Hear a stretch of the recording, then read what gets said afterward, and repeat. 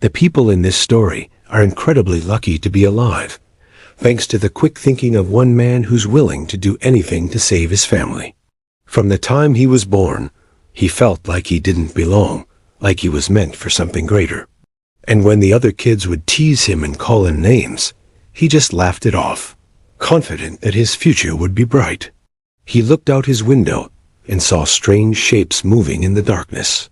Suddenly, a massive shape emerged from the trees, nearly 20 feet tall and covered in thick, black fur. He grabbed his gun and went outside. He could hear the creature's heavy footsteps pounding the ground behind him, and he knew it wouldn't be long before it caught up. He could feel the creature's hot breath on his neck, and he knew he could outrun it forever. He needed to find a way to stop it, and fast.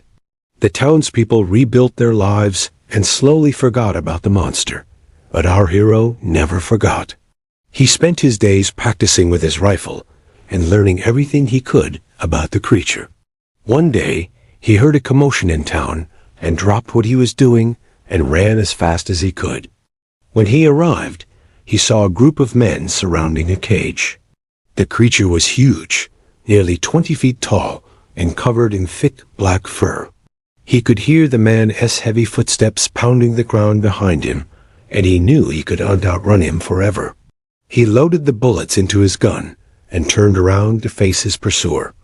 The man was almost upon him, but he wasn't alone. He had brought backup. He knocked on the door, and a kind woman opened it. He knew the men would be looking for him here, so he went to the one place he knew they wouldn't think to look, the cave.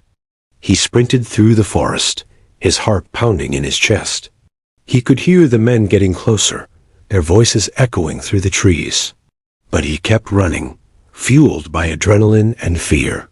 Finally, he reached a clearing and collapsed onto the soft grass. He could hear the men crashing through the trees behind him, but he didn't care. He was too exhausted to move. Suddenly, a large shadow loomed over him. He looked up to see the face of the man from the cave. The man stared down at him, his expression unreadable. "Why?" our hero whispered. "Why are you doing this to me?" The man hesitated, then spoke in a low voice. "I want revenge," he said. "Revenge for what they did to me." With that, he lunged. He slipped inside and emerged on the other side, emerging from a small opening in the trees. He was safe. He opened his eyes to see the man kneeling beside him, holding out a hand. "Come with me," he said. "I can help you."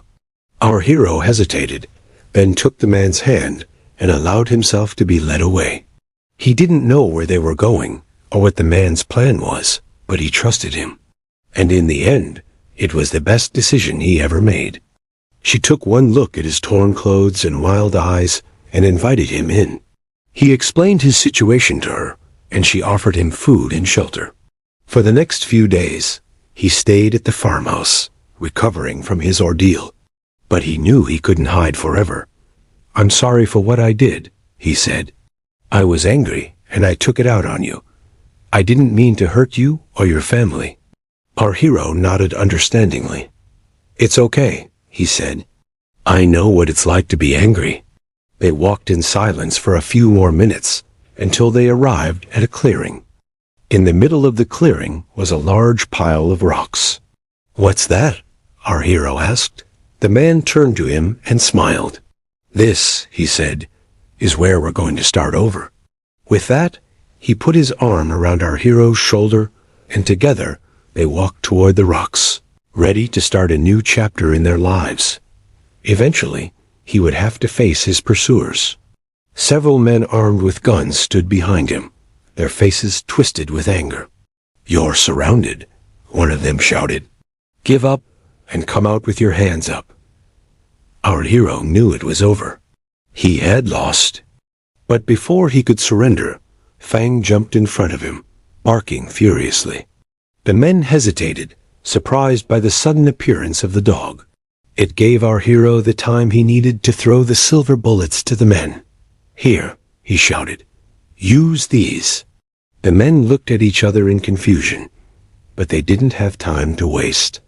They quickly loaded the bullets into their guns and fired.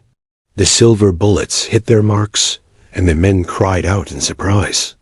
They looked down to see that they had been wounded by their own bullets.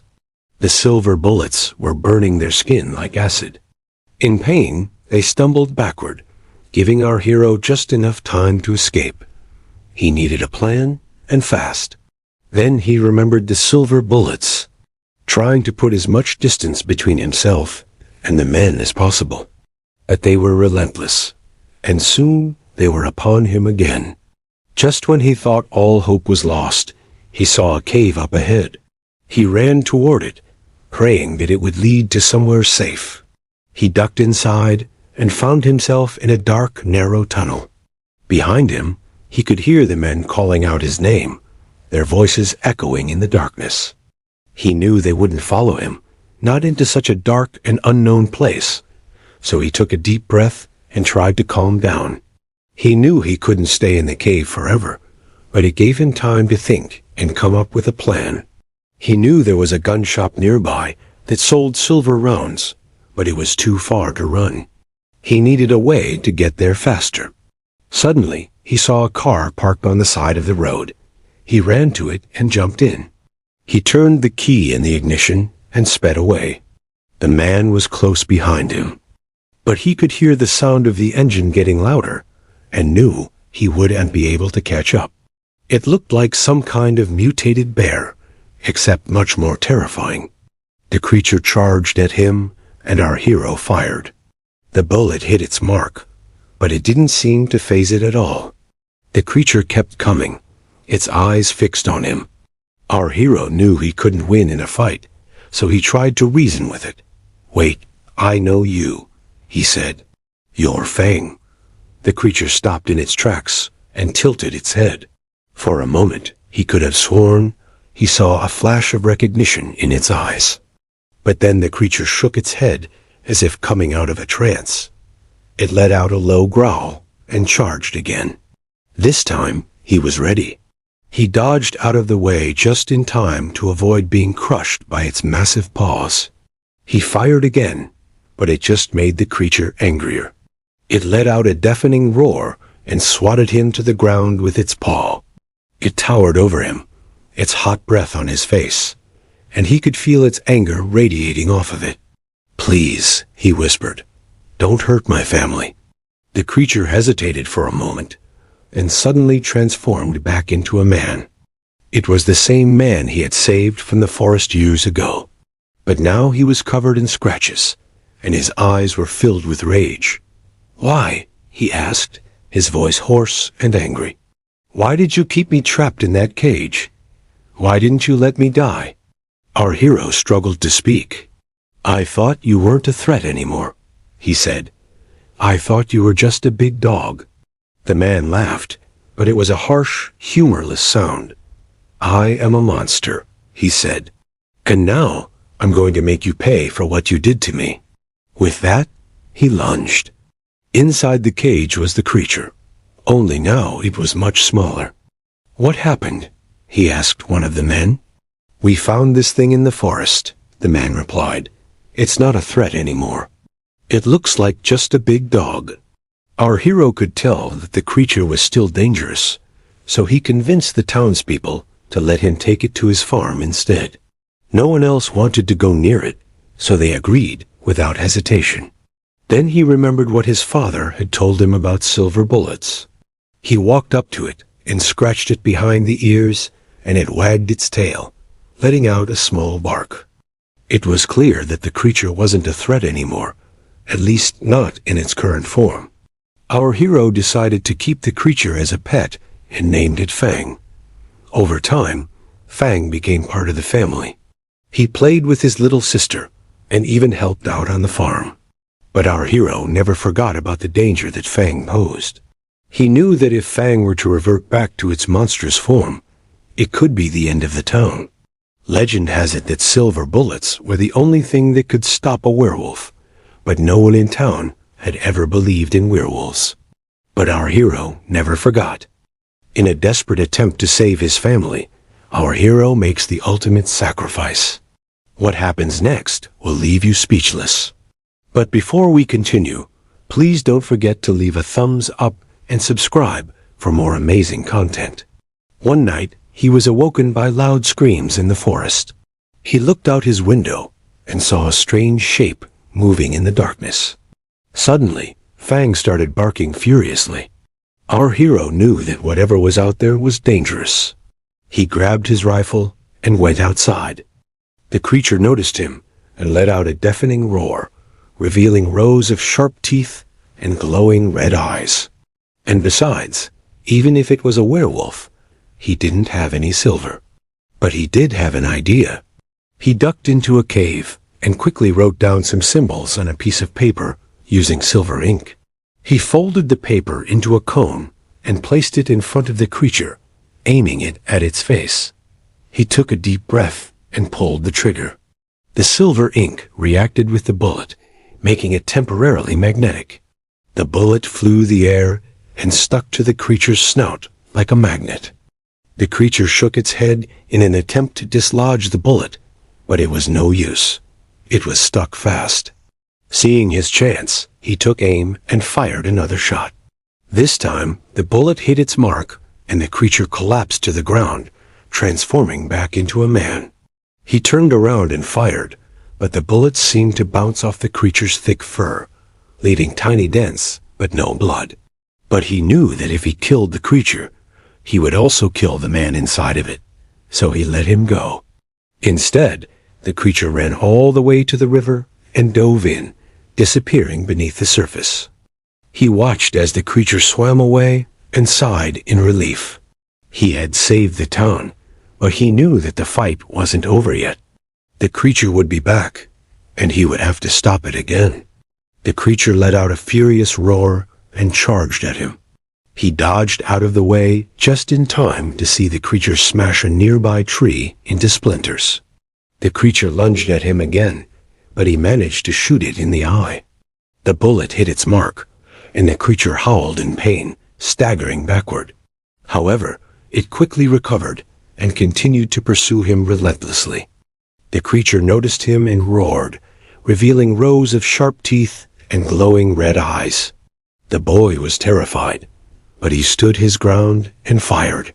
The creature let out a deafening roar and fell to the ground, collapsing in a heap.